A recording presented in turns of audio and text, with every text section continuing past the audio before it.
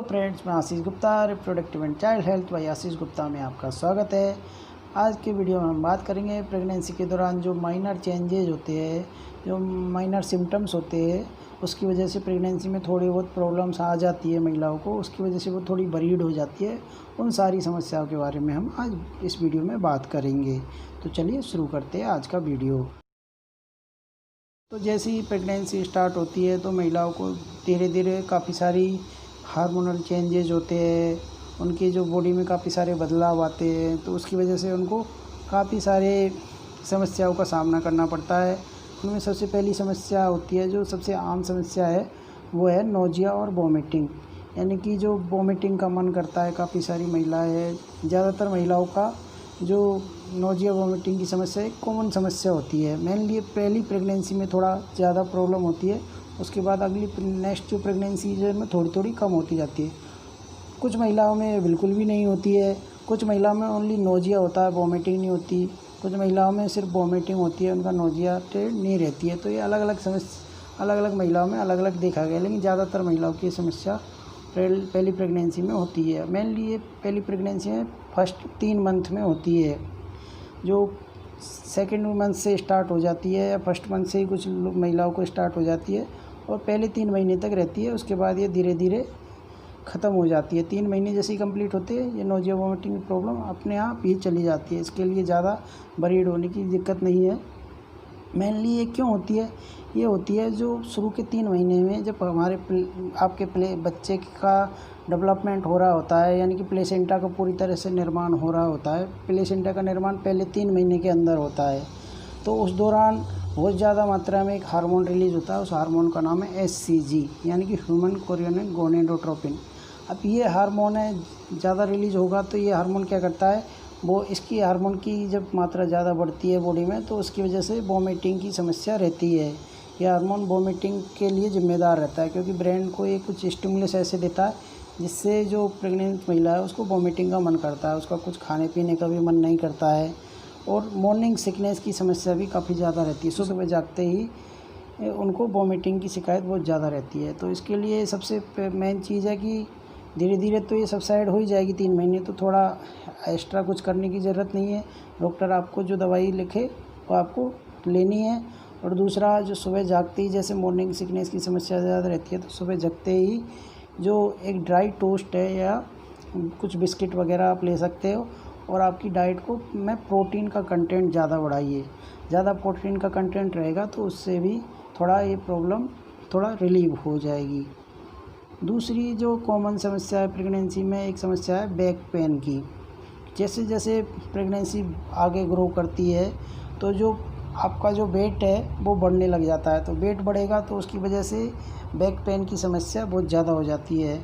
दूसरा कारण इसका यह है कि जो आपका जो पेल्विस है उसमें थोड़ा झुकाव होने लग जाता है। जैसे जैसे आपका प्रेगनेंसी आगे बढ़ता है तो उसकी वजह से भी थोड़ा बैक पेन की समस्या रहती है।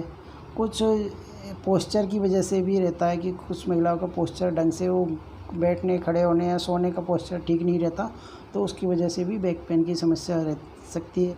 कुछ महिलाओं में जो इन्फेक्शन की वजह से भी ये प्रॉब्लम हो सकती है। यूरिनरी ट्रैक्ट जो इन्फेक्शन है, UTI, उसकी वजह से भी ये प्रॉब्लम हो सकती है। दूसरा कुछ महिलाओं में मसल स्पाज्म वगैरह भी हो जाता है, तो उसकी वजह से भी ये प्रॉब्लम हो सकती है। तो आइए हम देखते हैं इनका क्या ट्रीटमेंट कर सकते हैं। जैसे जैसे मैंने बताया कि वेट गेन की वजह से आपकी अगर ये मसल प्रॉब्लम हो रही है, तो उस टाइम पे आपको, और दूसरा आपके पोस्चर की वजह से, तो आपको थोड़ा आपको रेस्ट करना है प्रॉपर।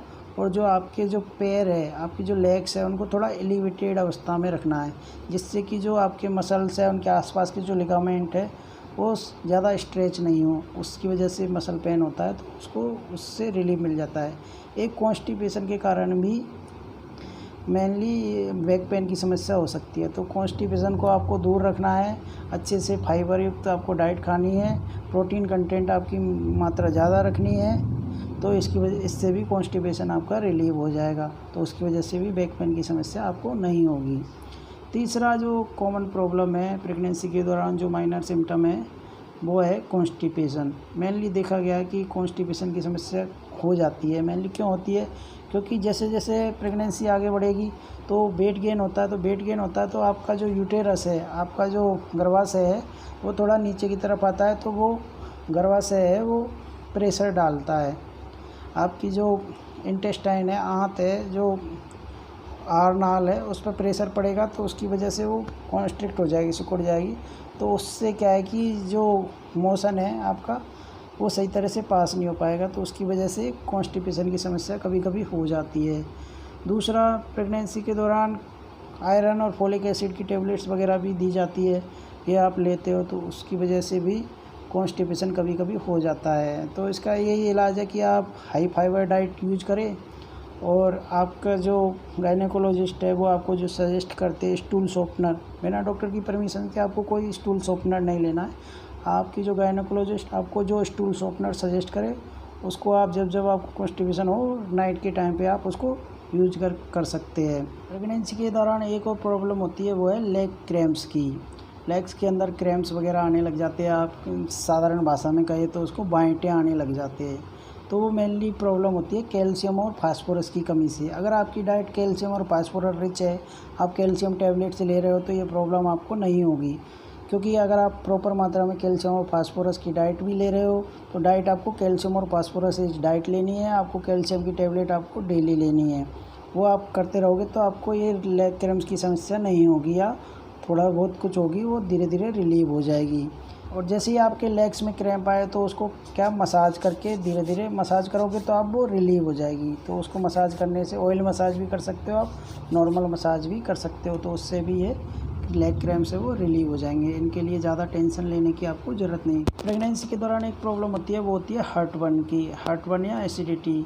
तो ये मेनली होती है कि जो प्रेगनेंसी के दौरान कुछ हार्मोन्स रिलीज होते हैं, एस्ट्रोजन और प्रोजेस्टेरोन। ये प्रोजेस्टेरोन हार्मोन क्या करते हैं, ये जो आपकी जो ग्रासनाल होती है उसके अंदर एक बैरियर होता है, स्फिंक्टर होती है, उसको क्या थोड़ा लूज़ कर देते हैं। तो उसकी वजह से जो स्टोमक का आपका जो गैस्ट्रिक कंटेंट होता है वो आपके मुंह में आ जाता है, तो उसकी वजह से एसिडिटी और हार्टबर्न की प्रॉब्लम होती है। और इसके लिए आपको मेनली एक प्रॉब्लम कॉन्स्टिपेशन की वजह से भी हो सकती है। प्रेगनेंसी के दौरान कॉन्स्टिपेशन होता है उससे भी। और इसके लिए आपको क्या करना है कि ओवर ईटिंग नहीं करनी है, जितना आपकी जो बैलेंस डाइट है वही यूज करनी है।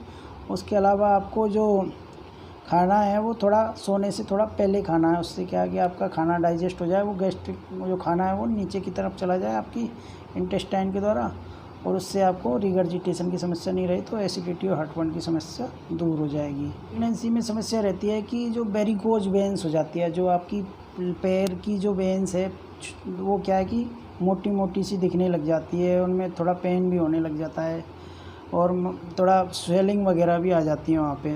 रीज़न ये है कि जैसे जैसे आपका गर्भाशय का आकार बढ़ता है तो उससे क्या है कि जो नीचे की जो आपकी जो वेन्स है जो दब जाती है, तो वो दब जाएंगी, तो उसकी वजह से क्या है कि वहाँ पे स्वेलिंग वगैरह भी हो सकती है, और वो फूल जाती है वेन, वहाँ पे डायलेटेड हो जाती है, तो उसकी वजह से कभी कभी पेन वगैरह भी हो जाता है।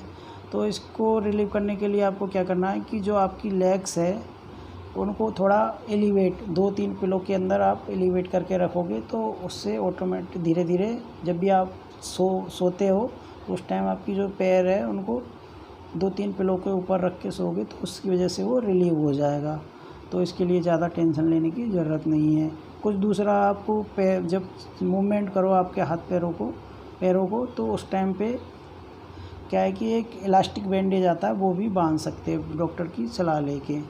तो ये काम करोगे तो आपकी वेरिकोज वेन्स की समस्या भी ठीक हो जाएगी। एक समस्या होती है एंकल एडिमा, यानी कि जो आपकी जो एंकल है, घुटने हैं, और जो आपके पैर हैं उनमें नीचे जो टखना होता है उसके यहाँ पे काफ़ी सारी स्वेलिंग वगैरह हो जाती है। मेनली स्वेलिंग इसलिए होती है कि जो प्रेगनेंसी के दौरान फ्लूइड का वॉल्यूम बढ़ता है, आपका वेट गेन होता है, तो फ्लूइड भी ज़्यादा बढ़ेगा, वो फ्लूइड कंटेंट ज़्यादा हो जाएगा आपका, तो उसकी वजह से वो स्वेलिंग वगैरह डेवलप हो जाती है पैरों में। वो स्वेलिंग धीरे धीरे अपने आप दूर होती जाती है, जैसे ही डिलीवरी के नज़दीक आते हैं, डिलीवरी होती है, वो अपने आप ही दूर हो जाती है। उसके लिए एक्स्ट्रा कुछ ट्रीटमेंट करने की ज़रूरत नहीं है, बस आपको आपके पैर हैं उनको थोड़ा एलिवेट करके रखना है। एक लास्ट जो प्रॉब्लम आती है वो एक ये है कि विजाइनल डिस्चार्ज होता है। जो डिस्चार्ज होता है वाइट, जो उसको बोलते हैं कि सफ़ेद पानी सा आता है, तो वो प्रेगनेंसी के दौरान एक नॉर्मल प्रोसेस है, उसमें कुछ ज़्यादा कुछ करने की ज़रूरत नहीं है, वो आता है थोड़े दिन, और कभी कभी लास्ट तक भी आता है, लेकिन इतना बड़ी होने की ज़रूरत नहीं है उसको। और उसको चेक करना कि वो वाइट ही आ रहा है। उसका थोड़ा अगर कलर वगैरह अगर कुछ चेंज हो रहा है तो थोड़ा कॉन्शियस रहने की ज़रूरत है। अगर उसका कलर चेंज नहीं हो रहा, वैसे ही वाइट सा नॉर्मल सा पानी आ रहा है, तो वो डिस्चार्ज हो रहा है, तो उसको टेंशन लेने की ज़रूरत नहीं है। उसके लिए आपको बस यही करना है कि उसको आपके जो पेरिनियल एरिया है उसको क्लीन रखना है आपको। उससे क्या है कि कोई यूटीआई वगैरह इन्फेक्शन होने के चांसेस नहीं रहे बस। और अगर उसका कलर चेंज हो रहा है तो आपकी गायनोकोलॉजिस्ट को आपको इन्फॉर्म करना है बस। तो ये थे माइनर सिम्टम्स आपके प्रेगनेंसी के दौरान। इन माइनर सिम्टम्स में ज़्यादा कुछ ट्रीटमेंट करने की ज़रूरत नहीं होती है। मैंने जो आपको बताया है तरीका, उससे आप इसको रिकवर कर सकते हैं और धीरे धीरे कुछ सिम्टम्स ऑटोमेटिक सबसाइड भी हो जाते हैं। तो अगर कुछ ज़्यादा आपको समस्या आए तो आप अपने गायनिक को संपर्क कर सकते हैं और उनसे सलाह मशवरा कर सकते हैं। तो दोस्तों, मेरा वीडियो आपको कैसा लगा? मेरा वीडियो अगर आपको अच्छा लगा तो मेरे वीडियो को लाइक कीजिए, शेयर कीजिए और मेरे चैनल को सब्सक्राइब करके बेल आइकन को ज़रूर दबाएँ।